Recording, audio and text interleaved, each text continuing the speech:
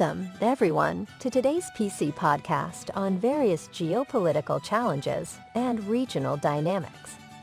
We have with us Mr. PM, a guest speaker, and he has spent several researching international relations and regional security. The world of politics is often characterized by complex dynamics and challenging disputes, particularly when it comes to unresolved territorial conflicts.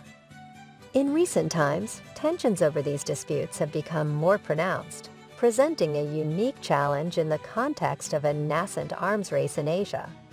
This conversation will delve into some of the key territorial disputes that have been a source of contention, including the China-Japan rivalry, the South China Sea dispute, the Korean Peninsula issue, and the conflicts between India and Pakistan, as well as China and its neighboring countries. By exploring these conflicts, we aim to shed light on the intricate web of geopolitical tensions and the pressing need for diplomatic solutions to maintain regional stability. Mr. PM, let's begin with the regional level. Can you outline characteristics that define the contemporary international relations landscape in Asia? Thank you for having me. Yes. We have identified 7 key characteristics that define the contemporary international relations landscape in Asia. 1. State centrism and the primacy of state sovereignty. The norms in Asia prioritize the role of nation-states and their sovereignty as central actors in international affairs. 2. Distinctive economic integration amid growing asymmetries. Asia witnesses a unique form of economic integration, although it occurs in the context of increasing economic disparities among nations. 3. Dual forms of strategic uncertainty. All actors, including China itself, face challenges in adapting to an increasingly Sino-centric region world, leading to uncertainties in strategic decision-making. 4. Growing economic capacity for military modernization. The region experiences a notable rise in economic capabilities, enabling nations to enhance their military modernization efforts. However, this also gives rise to security dilemmas and concerns. 5. Porousness across economic, traditional security, and human security domains. The boundaries between economic, traditional security, and human security issues remain fluid, with interdependencies and interconnectedness shaping various aspects of regional dynamics. 6. Informal organization of regional institutions. With varying degrees of legalization, regional institutions in Asia exhibit an informal nature and differ in terms of their degree of institutionalization. While economic aspects are often more structured, other areas still lack significant formalization. 7. Reduced ideological intensity and emphasis on economic liberalization. Following the Cold War, there's been a shift away from ideological conflicts in the region, with a greater emphasis on economic liberalization and cooperation as the driving force for regional integration. Thank you, Mr. PM. I think these characteristics provide insights into the complex dynamics of IR in Asia, highlighting the region's unique challenges and opportunities in shaping the future of global politics. Let's delve deeper into the topic at hand. Should we be concerned about the potential for militarized conflicts between existing hegemons and rising powers, such as the USA-China, India-Pakistan, and China-India?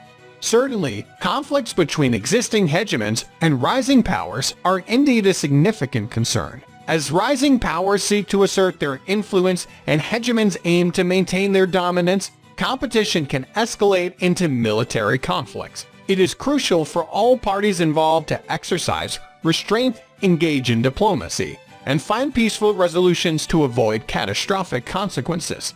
Absolutely. Peaceful resolutions are essential. Now, turning our attention to alignments and sovereignty disputes, can such issues, along with historical animosities and attempts to leverage economic power, result in fluctuations in regional alignments? Sovereignty disputes and historical animosities constrain relations between countries and lead to shifts in regional alignments. The pursuit of economic power can also influence political dynamics. When countries perceive their economic interests being threatened, they may seek new alliances or reassess existing ones. It's a complex interplay of various factors that can reshape regional alignments over time. Thank you, Mr. PM, for providing insights on the regional level tensions. Now let's delve into country-level challenges, starting with Japan. Can Japan manage to be a future superpower despite its geographical instability, including natural disasters like earthquakes, tsunamis, and the nuclear accident at Fukushima in 2011? Japan's geographical instability does present challenges, but it's important to note that Japan has shown resilience and preparedness in dealing with such disasters. The country has implemented stringent safety measures and disaster management systems. While natural disasters can disrupt the economy and infrastructure, Japan's ability to recover quickly and adapt has been impressive. With careful planning and continued resilience, Japan can navigate its way towards becoming a future superpower. That's an optimistic perspective. Moving on to another aspect, can Japan effectively address its population decline, low birth rate, and aging population issues? Japan is facing a significant demographic challenge with a declining birth rate and an aging population. However, the Japanese government has been implementing policies to address these issues, such as promoting work-life balance, providing incentives for childbirth, and encouraging immigration. It will require a multifaceted approach, including social, economic, and cultural measures, to effectively tackle these demographic challenges and ensure sustainable growth. Indeed, addressing population decline requires a comprehensive approach. Shifting our focus to China, can China's rise on the global stage be truly peaceful? And will regional countries accept China's legitimacy as a peacefully emerging power?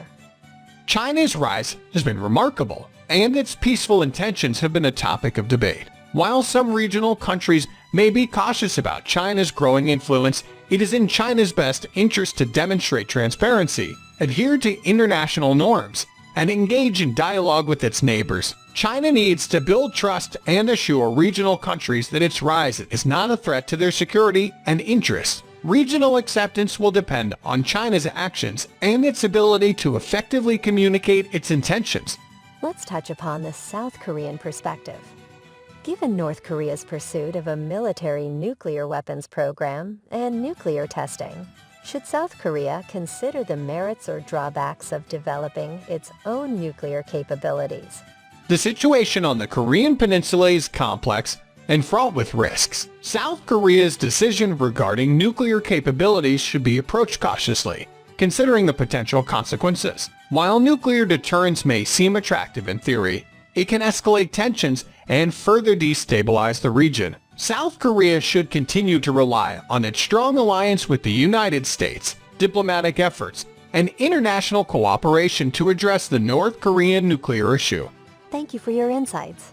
Lastly, can the relationship between Japan and South Korea overcome existing conflicts, such as the territorial disputes over the Lion Court Rocks, Dokdo? The territorial disputes between South Korea and Japan over the Lion Court Rocks, Dokdo, have been a long-standing issue. Overcoming these conflicts requires diplomatic efforts, dialogue, and a willingness to find common ground. While it may not be easy to resolve these disputes completely, maintaining open channels of communication and fostering cooperation on other fronts, such as trade and security, can contribute to building a more stable relationship between the U.S., South Korea, and Japan. Thank you, Mr. PM, for your valuable insights and expertise. Your perspectives have provided us with a deeper understanding of the challenges and complexities surrounding these geopolitical issues. We appreciate your time and contribution to this expert conversation. Thank you once again for having me. I hope our discussion has contributed to a better understanding of these important topics. It was a pleasure to be a part of this conversation.